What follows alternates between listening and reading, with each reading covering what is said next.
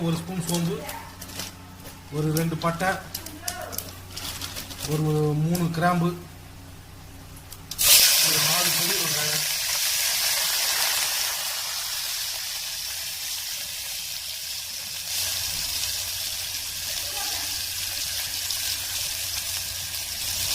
இதெல்லாம் போட்டு நல்லா ஃப்ரை பண்ணிக்கலாம். 100 கிராம் எண்ணெய், ஒரு ஸ்பூன் சோம்பு, பட்டை, கிராம்பு, ஏலக்காய், ஒரு 4 வெங்காயம், ஒரு 4 தக்காளி கட் பண்ணி சேர்த்து வதக்கிடுவோம்.